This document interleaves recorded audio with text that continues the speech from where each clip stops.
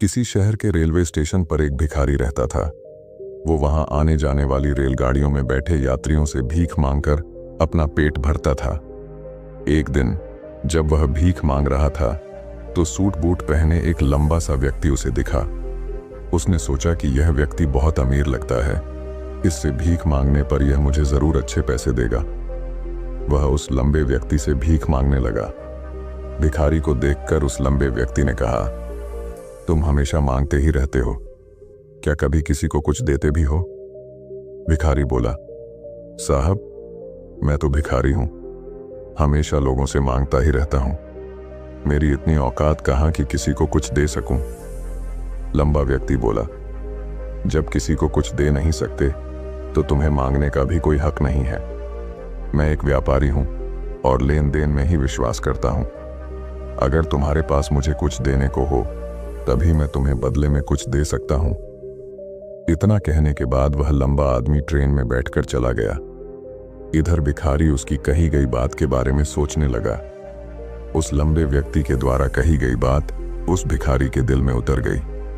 वह सोचने लगा कि शायद मुझे भीख में अधिक पैसा इसीलिए नहीं मिलता क्योंकि मैं उसके बदले में किसी को कुछ दे नहीं पाता हूं। लेकिन मैं तो भिखारी हूं, किसी को कुछ देने लायक भी नहीं हूं। लेकिन कब तक मैं लोगों को बिना कुछ दिए केवल मांगता ही रहूंगा? बहुत सोचने के बाद उस भिखारी ने निर्णय किया कि जो भी व्यक्ति उसे भीख देगा उसके बदले में वह भी उस व्यक्ति को कुछ जरूर देगा। लेकिन अब उसके दिमाग में यह प्रश्न चल रहा था कि वह खुद भिखारी है तो भीख के बदले में वह दूसरों को क्या दे सकता है। इस बात को सोचते हुए 2 दिन हो गए, लेकिन उसे अपने प्रश्न का कोई उत्तर नहीं मिला था। तीसरे दिन जब वह स्टेशन के पास बैठा हुआ था तभी उसकी नजर कुछ फूलों पर पड़ी जो स्टेशन के आसपास के पौधों पर खिल रहे थे। उसने सोचा, क्यों ना मैं लोगों को भीख के बदले कुछ फूल दे दिया करूं। उसको अपना यह विचार अच्छा लगा और उसने वहां से कुछ फूल तोड़ लिए। अब वह ट्रेन में भीख मांगने पहुंचा। अब जब भी कोई उसे भीख देता तो उसके बदले में वह भीख देने वाले को कुछ फूल दे देता। उन फूलों को लोग खुश होकर अपने पास रख लेते थे। अब भिखारी रोज फूल तोड़ता और भीख के बदले में उन फूलों को लोगों में बांट देता था। कुछ ही दिनों में उसने महसूस किया कि अब उसे बहुत अधिक लोग भीख देने लगे हैं। वह स्टेशन के पास के सभी फूलों को तोड़ लाता था। जब तक उसके पास फूल रहते थे तब तक उसे बहुत से लोग भीख देते थे, लेकिन जब फूल बांटते बांटते खत्म हो जाते तो उसे भीख भी नहीं मिलती थी। अब रोज ऐसा ही चलता रहा। एक दिन जब वह भीख मांग रहा था तो उसने देखा कि वही लंबा व्यक्ति ट्रेन में बैठा है जिसकी वजह से उसे भीख के बदले फूल देने की प्रेरणा मिली थी।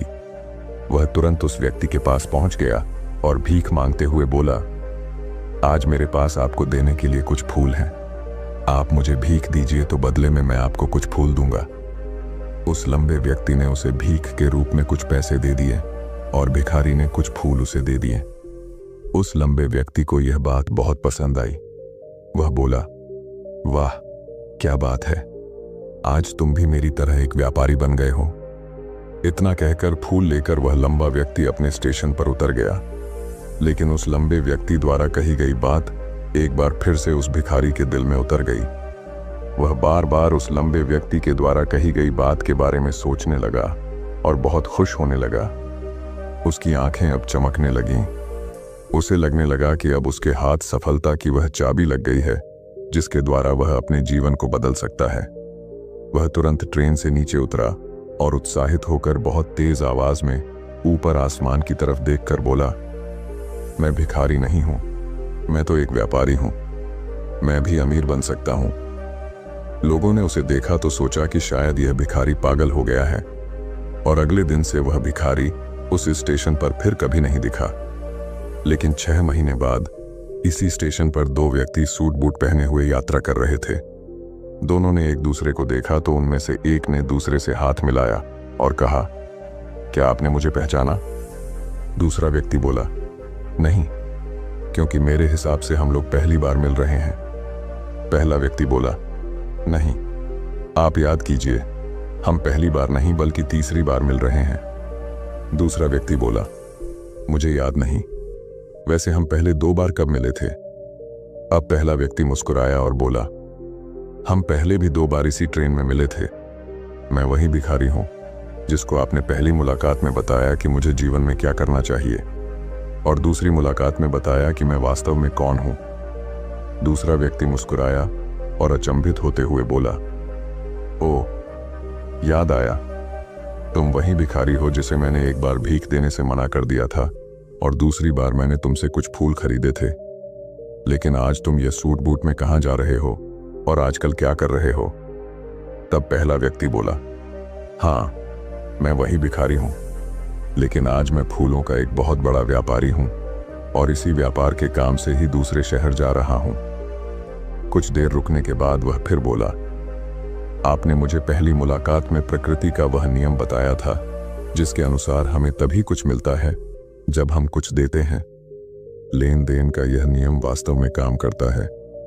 मैंने यह बहुत अच्छी तरह महसूस किया है, लेकिन मैं खुद को हमेशा भिखारी ही समझता रहा। इससे ऊपर उठकर मैंने कभी सोचा ही नहीं।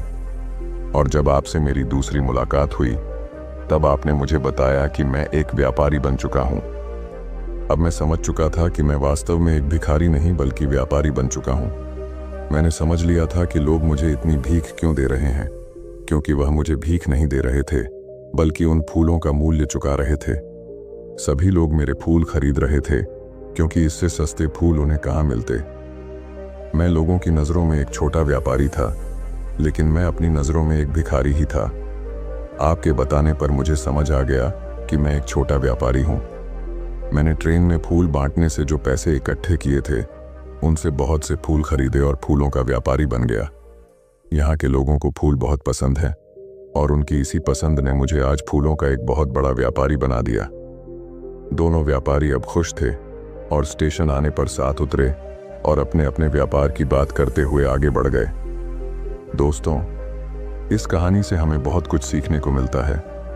कहानी में लंबा व्यापारी गिव एंड टेक के नियम को बहुत अच्छी तरह जानता था। दुनिया के सभी बड़े व्यापारी इसी जीवन के नियम का उपयोग करके सफल हुए हैं। इस फॉर्मूले को उसने भिखारी को भी बताया। भिखारी ने इस प्राकृतिक नियम को अपना लिया और इसका असर उसके जीवन में साफ दिखाई देने लगा। उसने अपनी सोच बदली और उसकी जिंदगी बदल गई।